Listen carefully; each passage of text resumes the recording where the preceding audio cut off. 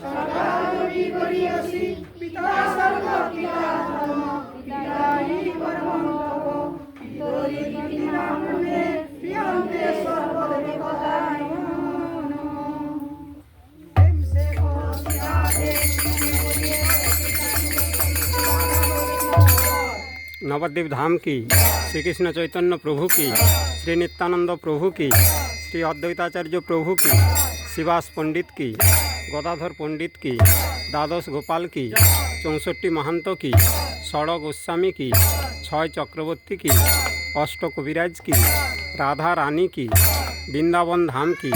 राधा बंकु बिहारी की, राधा श्याम सुंदर की, अष्ट सखी की, वृंदा देवी की, जोगमाया देवी की,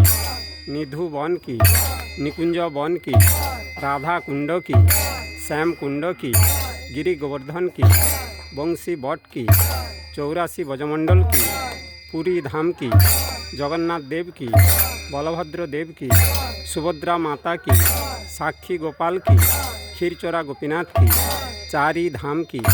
चारी संप्रदाय की, खोल करताल की, श्यामानंद प्रभु की, रसिकानंद प्रभु की, जे जार गुरुवर्ग की, दामोदर व्रत की, दामोदर व्रत मासेर परिक्रमा की, ग्रामवासी भक्तबिंद की, समागत भक्तबिंद की,